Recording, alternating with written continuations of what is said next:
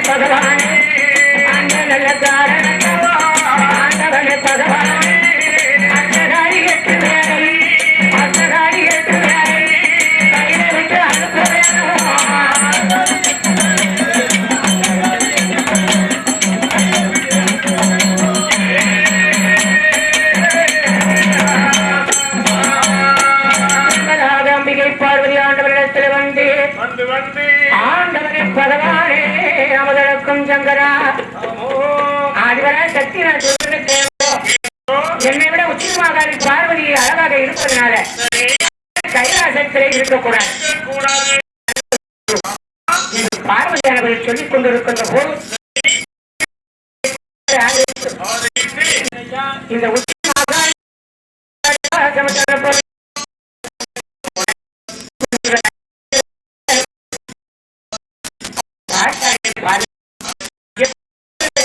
விட்டு அனுப்ப வேண்டும். அப்போ பார்த்த ஆண்டவன்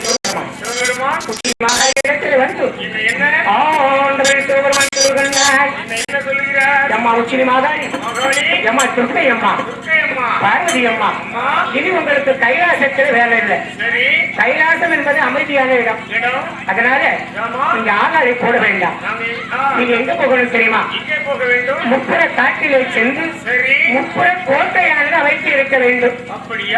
அப்ப பார்த்தால் உச்சினி மாகாளி ஐயா பகவானே அப்படி நாங்கள் போக வேண்டும் என்று சொன்னால் உச்சினி மாகாளி துர்க்கை பார்வதிக்கு என்னெல்லாம் தர வேண்டும் தெரியுமா?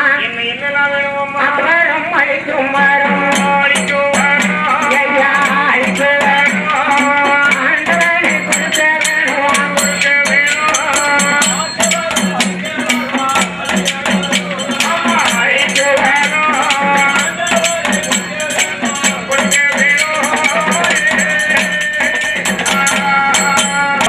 வாங்கிக் கொண்டு முப்புற காட்டிற்கு எப்படி புறப்பட்டு வருகின்ற வருங்க வேதாள பூஜப்படைகளை எல்லாம் அழைத்துக் கொண்டு உச்சினி மாகாளி துர்க்கை பார்வதி வந்து கொண்டிருக்கின்ற போது பாடுகின்ற வெள்ளிசை ஆண்டவர்கள் வரத்தை வாங்கி முப்புற காட்டிலே கோட்டையானது அமைக்க வேண்டும் என்பதாக சொல்லி முப்புற காட்டிலே வந்து கோட்டை போட புகழ்ந்தா என் தாயாகப்பட்ட உச்சினி மாகாளி உச்சினி மாகாளி வந்த இடம் எப்படி இருக்கின்றது பாருங்க. அந்த முப்புற காடான உச்சினி மாகாளி கால் பாதம் பட்டவுடனே அங்க எப்படி இருக்கின்றது பாருங்க.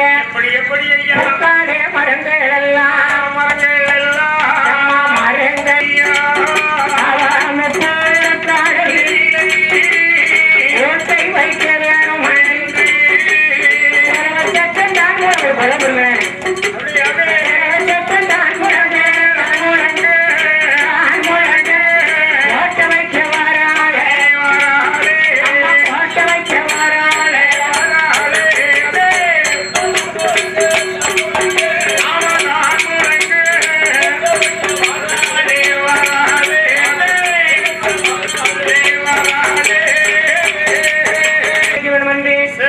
கோட்டை வைக்க வேணும் வைக்கின்ற இடத்திலே அந்த இடத்திலே வந்து குலவை ஏற்பாடுகின்றார்.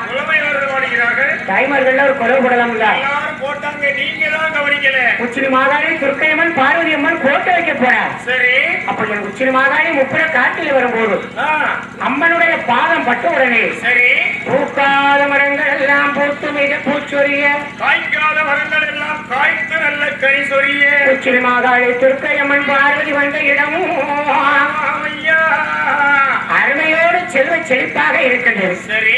அப்ப கோட்டை வைக்க வேண்டும் என்று சொன்னா நல்ல நேரம் பார்க்கணும். நல்ல நேரம் பார்க்கணும். எந்த காரியமாக இருந்தாலும் சரி. சரி. ஒரு கல்யாணம் கூடனாலும் நல்ல நேரம் பார்க்கணும். நல்ல நேரம் கண்டிப்பாக பார்க்க வேண்டும். அப்படி வேலை நோக்கம் இருந்தால்தான் கல்யாணம் ஒரு பெண்ணுக்கும் ஆணுக்கும் கூட. அப்படிதானமா? கண்டிப்பாக கண்டிப்பாக. வேலை நோக்கம் ஜாதகத்தில் வந்தாதான் கல்யாணம் கூடும். சரி.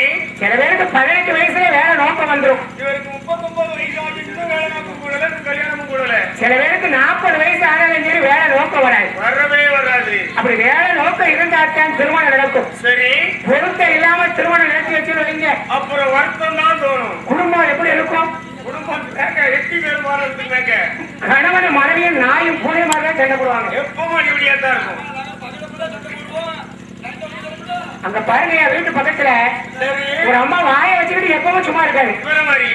மாப்பிள்ளைய பார்த்து எப்பவும் சொல்லும், என்ன சொல்லும்? நீ இருக்கணும் வாங்கும். உனக்கு பிறகு பிறந்த ஒரு தம்பி எவ்வளவு சம்பந்தியம் பண்ணுதான்? பக்கத்து வீட்டுல ஒரு விரல் வெளியில தாலி செய்து போட்டாச்சு. எனக்கு எப்ப வாங்கி தர போறேன்? சண்டை. இப்படி சரி. பொருத்தம் இல்லை என்றால் வருத்தம் வரும். அப்ப எதற்கும் கால நேரம் கூடி வரணும். கண்டிப்பாக வேண்டும். நாம என்னதான் ஆசைப்பட்டாலும் சரி, கருத்த மாப்பிள்ளை சிவத்த பெண்ணுக்கு ஆசைப்படுவார். தப்பும் இல்ல. அப்படி ஆசைப்படுவாரு. சரி.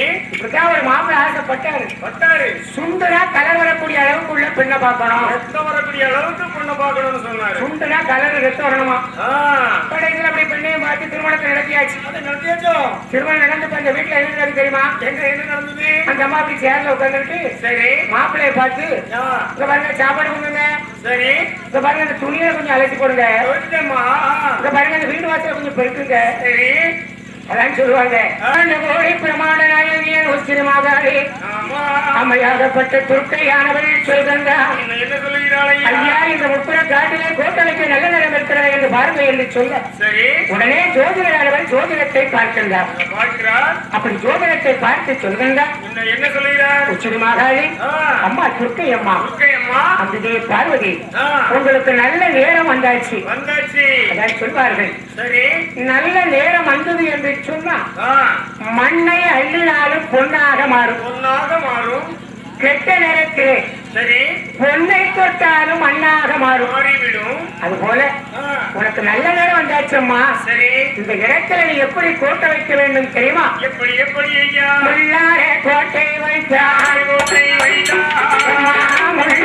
இடத்திலே சொல்கின்றார், அம்மா துர்க்கை அம்மா இந்த இடத்துல நீ கோட்டை வைக்க வேண்டும் சொன்னா, மண்ணால கோட்டை வைத்தால் மழை பெய்தால் கரைந்து விடும். அது மழை பெய்தால் கரையும் அம்மா. வெண்கலத்தால் கோட்டை வைத்தால் வெயிலுக்கு வெடித்து விடும். அது கண்டிப்பா வெடிக்கும் அம்மா. கல்லார கோட்டை வைத்தால் கருமருந்துக்கு ஆகாது. அது கருமருந்துக்கு ஆகாது. இந்த முப்பது காட்டிலே தங்கத்தால கோட்டை வைத்தால் தரை கட்டி ஆண்டிடலாம் உச்சிரமாகாது.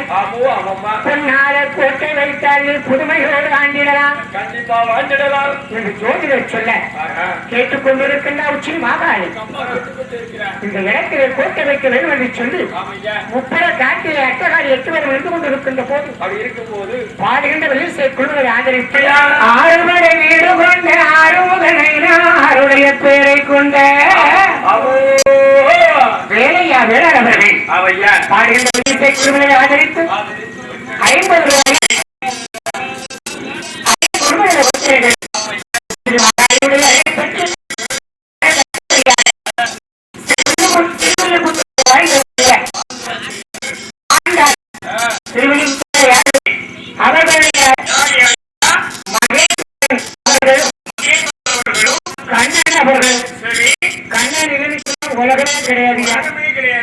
கண்ணன் இல்லைன்னு சொன்னா கண்ணு ஒளியே கிடையாது. அப்படி சிறுவில்லிபுத்தூரில் வாழ்ந்திடக்கூடிய வைக்கின்றார்கள்.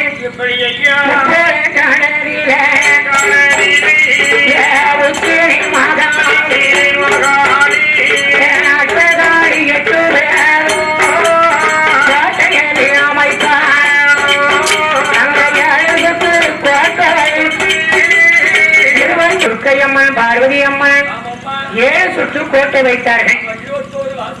கோட்டை கொத்தளம் கொடிமரத்தை நட்டு வைத்து வேப்ப மரம், ஆலமரம், அரச மரத்தை வைத்தாய். எதனால வேப்ப மரம் ஆலமரத்தை ஒண்ணு வச்ச? உச்சினி மாகாளிக்கு பிடித்தது வேப்ப மரமாச்சு. வேப்ப மரம். ஆலமரமாக இருப்பது யாரு? யார் ஐயா?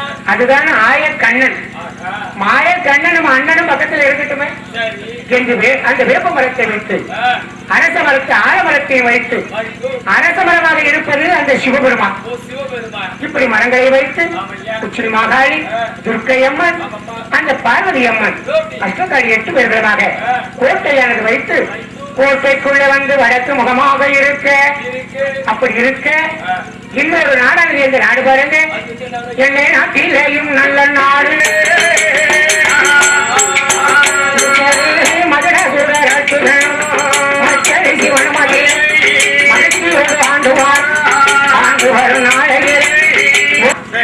உலகத்தில் சுமக்கரம் ஒண்ணு வாங்கி தரங்க, சாப்பிட்டு பாருங்க மாமா. அப்படியா? அப்படியா? சாடாமல் இருக்கு. இந்த உலகத்திலே பிறப்புன்னு ஒண்ணு இருந்தா இறப்புன்னு ஒண்ணு இருக்கு. இன்பம் அப்படின்னு ஒண்ணு இருந்தா துன்பம் அப்படி என்று ஒன்று இருக்கிறது. மேலும் ஒண்ணு இருந்தா வல்லம் என்று ஒன்று இருக்கிறது. நல்லவர்கள் ஒருவர் இருந்தா கெட்டவர் என்று ஒருவர் இருக்கிறார். அதனால ஆண்டவன் சிவபெருமான் மகராசுரனை முன்னாலே மகனே மகராசுரன் உனக்கு என்ன வரம் வேணும் அப்பா என்று மகிழாசுரனிடம் மறையும் கேட்ட பார்த்துட்டான சிவபெருமான் சிவபெருமான் கண்ணுடனே அது சொல்வார் கண்ணுடனே அது சொல்வார்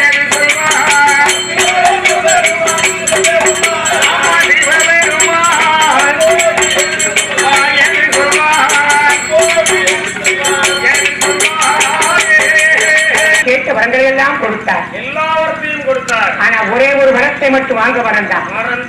பெண்கள் கையினாலே அறிவு இல்லாத வரத்தை மட்டும் வாங்க மறந்தான் மகிழன்.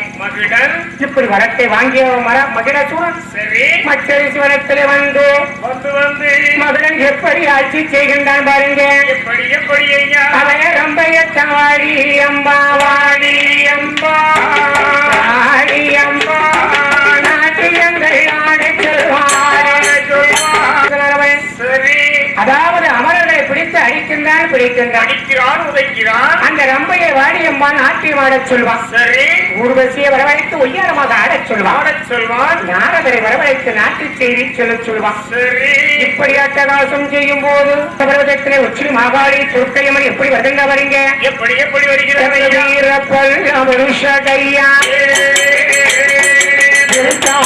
தலைமொழியா ஏ உச்சினி மாகாளி அம்மா, ஏ அம்மையான துர்க்கை அம்மா, ஏ அட்டகாளி 8 பேரும் அம்மா மகுடனைத்த அழைப்பதற்கு மாகாளி மாகாளி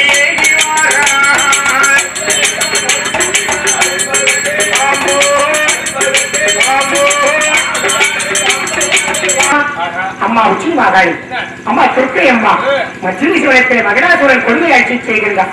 அவன் எப்படி வர வாங்கியிருக்கிறான் தெரியுமா? ஆண்கள் கையினாலே அவனுக்கு அறிவு இல்லை. பெண்ணாக பிறந்த உச்சி மாகாளி துர்க்கை சென்று அழைக்கிறான். அப்படி என்று சொல்ல உடனே உச்சி மாகாளி துர்க்கை சொல்கின்றா, அப்படி நான் மகராசுரனை அழைத்து வந்தான். எங்க அக்கா 8 பேரையும் ஆண்டவன் சிவபெருமான் திருமணம் முடித்துக் கொள்ள சம்மதமா? காரியம் நடக்கணும்னா கழுத காலையே பிடிக்கலாம். யார் காலை பிடிக்கலாம்? காரியம் நடக்கணும்னு சொன்னா கழுத காலையே பிடிக்கலாம். எங்க மாமா அப்படி காலை பிடிச்சிட்டு கடைசியில முன்னாடி உள்ள பங்கு நாளை போச்சு.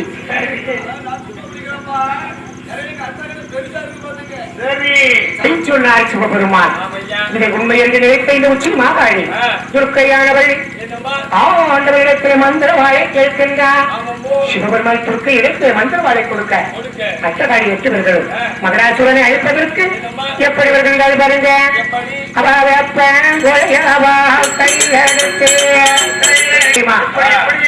கல்லோடு மாமிசத்தை கலந்து குடித்து மது குடித்த வெறியாலே மாமிசத்தை சாப்பிட்டு மலையிலே தலையை வைத்து கடலில் காலை நீட்டி நல்ல தூக்கம் தூங்குறான். நல்லா கொட்டை போட்டு தூங்குறான். அதான் சொல்வார்கள், பசி ருசி அறியாது, அது ருசி அறியாது, நெத்திரை சுகம் அறியாது. அறியாது அறியாது. தூக்கம் வந்தாச்சுன்னா அது எந்த இடங்களும் தெரியாது. அப்படியே தூக்கம் வந்து போன வாரம் நாகர்கோவிலுக்கு வில்லுக்கு போயிருந்தோம். ஆமா நாகர்கோவிலுக்கு வில்லுக்கு போயிருக்கும்போது நாகர்கோவில்ல இறங்கணும்.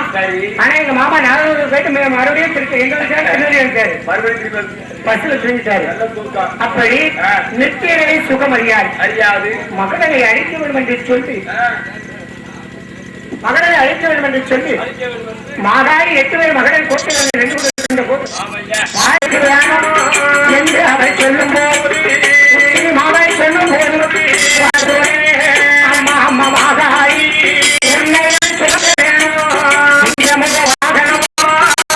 முக வாகனமா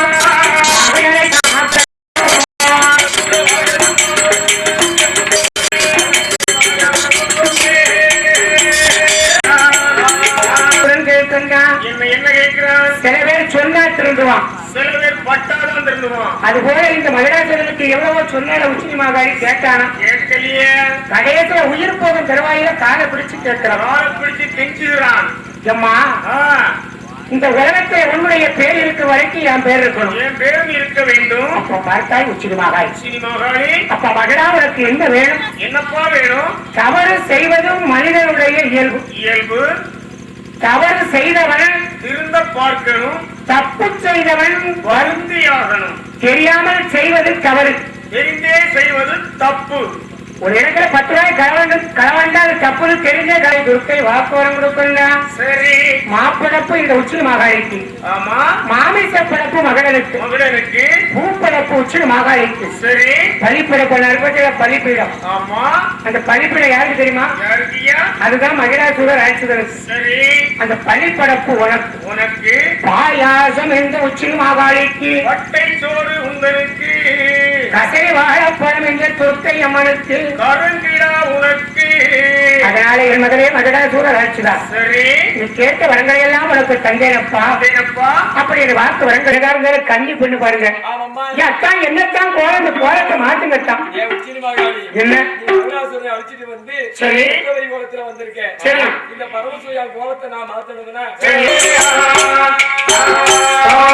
கொள்ளும் வரோம் வெள்ளு வரோம் வரோம் அழிக்குவாரோ நீராத வினைகளாய் இருக்குவாரோ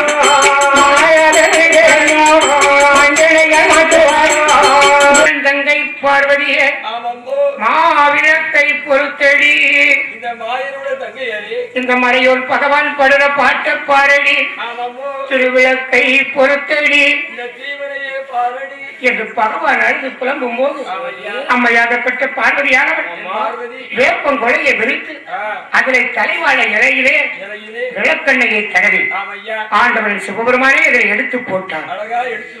ஆண்டவன் சிவபெருமான் உருளுகின்றார், பிறழுகின்றார். பார்த்தாள் பார்வதி ஆதிபராசக்தி நினைக்கின்றார், ஐயோ நம்ம தங்கச்சி உச்சி மாகாளி இவ்வளவு கோபக்காரியா இருப்பான்னு நினைக்கலையே, நம்ம அத்தான் சிவபெருமான் இடத்திலே முத்துக்களை வாங்கி சிவபெருமான் மேலே இப்படி போட்டுட்டாள. அதனால இனி உச்சி மாகாளிட்ட முந்தி பிச்சை தான் நம்ம கேட்கணும், தாலி பிச்சை கேட்க வேண்டும் என்பதாக என் பார்வதி பகவானை தலைவாழ இலையிலே கிடத்தி பகவான் முன்னாலே முட்டாங்கால் வண்டி போட்டு உச்சி மாகாளி இந்த துர்க்கை அம்மனை நினைத்து எப்படியாவது எனக்கு மாங்கல்ய பிச்சை வேண்டும் என்று அங்கே அம்மையான பார்வதியா உச்சி மாகாளியிடம் முன்னாடைய இயங்குகிறாள், முந்தி பிச்சை தாக்குகிறாள். எந்த உச்சி மாகாள் அம்மா அம்மா துர்க்கையம் உன்னுடைய தங்கையம் உன்னுடைய அக்காவான் ஆதி போற சக்தி எனக்கு மாடி பிச்சை கொடுத்திடுவான், மாங்கல்ய பிச்சை கொடுத்தவேன் என்பதாக சொல்லியல் ஆதி போற சக்தி அவள் உச்சி மகள் நினைத்தல்லவள் அழுகும் நல்ல புறமுறாள் அம்மையானா இருக்கின்றார். பட்டவனுக்கு புண்ணு இருக்க வேண்டிய இடத்துல இருந்தா தெரியும். அப்போ அம்மா அம்மா உச்சி மாகாளி அம்மா துர்க்கையம்மா. அதாவது சிவபெருமானிடத்தில் முத்துக்களை வாங்கி ஆமாம்மா. முத்துக்களை இப்படி போடலாமா? பகவான் வரக்கூடிய வேலையே பாரம்மா. அதனால கல்லான உன் மனதுக்கு அழுகளவும் கரையலையா?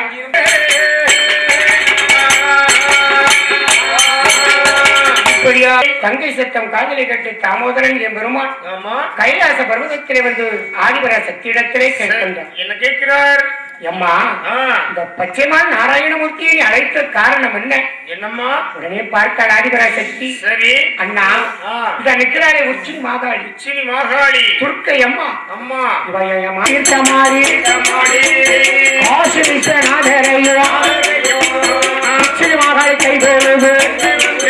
அந்த காசிமா நகர் கடந்து அந்த மாதுரைய மதியதில மீனாட்சியை சேர்வை செய்து அட்டகாளி 8 பேரு அட்டகாளி 8 பேரு அந்த வைரவனும் முன்னடக்க சங்கரன் கோவிலில இந்த குலாளர் சமுதாயத்தில் பெரியோர்கள் காட்டிட்டார், பெரியோர்கள் பாடினார், பெருமையோடு யார் செய்வார்?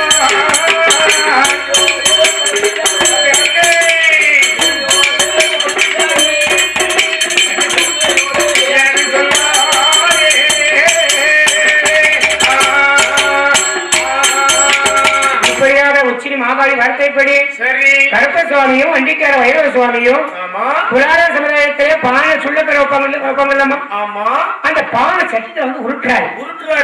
ஒரு பானை கூட உருப்படியா எடுக்க முடியல. சரி, உடனே இந்த குலாளர் சமுதாயத்தில் உள்ளவங்க பார்த்தாங்க. என்ன நாம வைக்கக்கூடிய சுள்ளையில ஒரு பானை கூட நல்ல பானை வர மாட்டேங்குது. அதனால என்ன இதுன்னு தெரியலையா? அப்படி என்று சொன்னா ஏதாவது ஒரு கோடாங்கியை கூட்டி வந்து குறி கேட்கணும். அப்படி என்று சொல்லி ஒரு கோடாங்கியை வரவழைத்து இந்த குலாளர் சமுதாயத்தில் முன்னால நடந்த சம்பவம். ஒரு 100 வருஷம் இருக்கும், பல வருடங்களுக்கு முன்னால் நடந்த சம்பவம். அப்ப அந்த கோடாங்கியா வர்றது யாரு? கருப்பசாமியே கோடாங்கி போல வராது, கோடாங்கியா வந்து சொல்றாரு. அப்படி வரும்போது குலாளர் சமுதாய மக்கள் பார்த்தாச்சு நம்ம கோடாங்கிய தேடன்னு நினைக்கும் போது வர பாருங்க. கருப்பசாமி தான் வரது இவங்களுக்கு தெரியாது. உடனே பார்த்தார்கள் இந்த குலாளர் சமுதாய மக்கள் கோடாங்கியை வரவழைத்து, ஐயா இந்த சுள்ள கடையில ஒரு பானை கூட நல்ல பானையே வர மாட்டேங்குது, என்னன்னு தெரியல, இதனால வரை இப்படி நடந்ததே கிடையாது. உடனே பார்த்தாரு கோடாங்கி. கருப்பசாமி தானே கோடாங்கியா நிக்காரு. கருப்பசாமி சொல்றாரு, எப்பா மக்களே உங்க சமுதாயத்திற்கு நல்ல